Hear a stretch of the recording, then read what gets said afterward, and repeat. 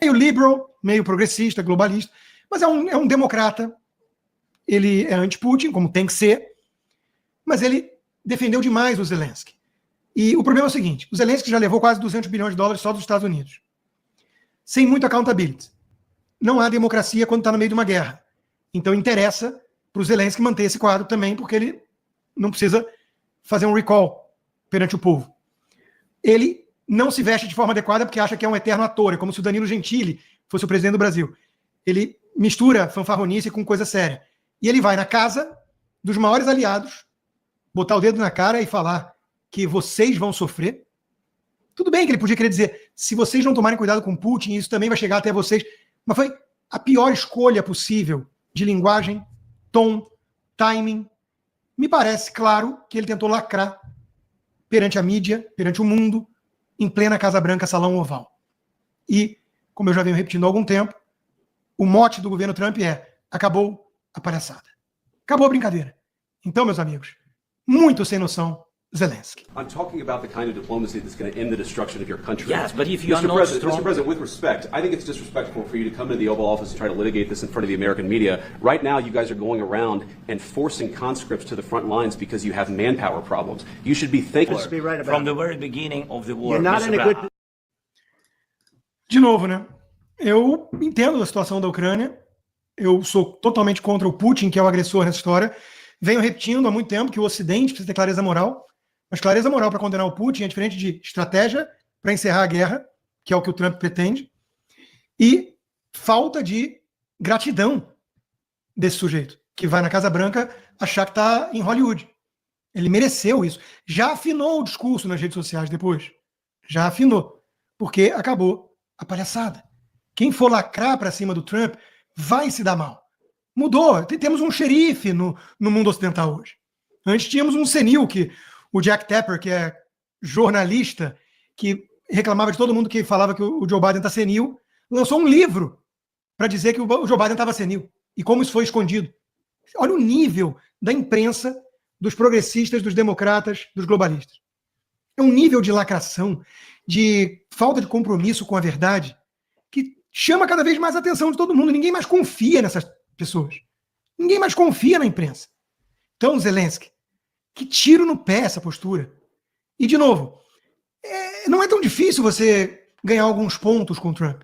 Quando ele falou assim, o Putin não é confiável, já fez acordos antes e rompeu. É verdade. No governo Obama, no governo Biden, era a hora do Zelensky vai falar, eu concordo com o senhor presidente, tenho certeza que com o senhor à frente da Casa Branca não seria igual. Pronto. Mas ele não consegue. Porque você vê a arrogância do cara. Um cara que levou um cheque de 200 bilhões dos Estados Unidos. Então, de novo, eu critico há muito tempo uma turma da direita que acha que o Putin é a salvação para os globalistas para a agenda woke. Não é. O Putin é um comunista autoritário assassino. Mas isso não faz do Zelensky alguém confiável, não faz da sua estratégia de guerra sem fim algo desejável, e a gente sabe que o aparato bélico americano, democrata, via de regra, mas bipartidário, gosta do Joe Biden no poder, porque perpetua esse cenário. O Trump está ali para acabar com a palhaçada. Luhansk foi tomado pela Rússia. O Zelensky tem a pretensão de resgatar essa área perdida, e a Crimeia também, então, em 2014, no governo Obama? Não tem. Então, como é que a gente encerra a guerra? É o que o Trump está tentando. O Zelensky, pelo visto, não. Porque ele continua no poder, sem eleição, e com muito dinheiro fluindo, se a guerra continuar. Então, essa é a minha visão, mantenho a minha coerência, e o Zelensky tem sido uma decepção. Vamos então falar do Brasil, porque foi o outro governante que acha que é imperador, que foi enquadrado essa semana, né? O Alexandre de Moraes, e junto com ele, pelo visto, todo o governo lulista, né? Mas antes vamos falar um pouquinho da economia do Brasil, que é o que está fazendo a bolha ser furada, e cada vez mais gente que fez o L querer o Lula fora do governo, fora Lula, e pensar em aderir até mesmo a manifestações. IPCA de 1,23 é o maior desde 2016, mas a Miriam Leitão fala, calma, foi um pouquinho abaixo do esperado, porque a turma esperava uma hecatombe. O fundador da XP, Guilherme Benchimol, já diz que o Brasil vive um cenário pior do que quando a Dilma sofreu o impeachment, conseguiram reverter um lucro da Petrobras para um mega ultra prejuízo no quarto trimestre. E no ano temos uma queda de 70% do lucro. Quem poderia imaginar que colocar a quadrilha do mensalão e do petrolão, que ocorreram em estatais, esta última na Petrobras, de volta à cena do crime, como denunciou o vice-presidente, ia fazer isso com as estatais. Rombo dos Correios, Petrobras que investia em refinaria com fatores ideológicos com o Hugo Chávez na Venezuela, comprava sucata no Texas, em Pasadena, com a Dilma. Quem poderia imaginar uma coisa dessa? Não é mesmo? Enquanto isso, aqui não é culpa só do PT, mas o governo Bolsonaro foi o que mais fez para reverter o quadro, com uma reforma de R$1 trilhão em 10 anos, que, aliás, eu recomendo muitíssimo o documentário Caminho para a Prosperidade, do Paulo Moura, sobre a gestão da equipe Paulo Guedes. A sensação que a gente fica é olhar e falar, caramba, o Brasil viveu um sonho de ter uma equipe daquelas. Eu conheço 2/3, pelo menos, daquelas pessoas. Gente séria, com espírito público capaz, com uma agenda boa, fazendo reformas, muitas vezes debaixo do radar. E a da Previdência foi a maior delas. Hoje, está aí, déficit da Previdência cresce 60% em 9 anos, 417 bilhões de reais.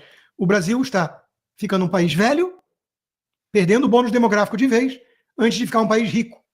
Ou seja, não existe nada pior do que velho pobre. Não tem dinheiro nem por remédio. Então, meus amigos, esse é o Brasil.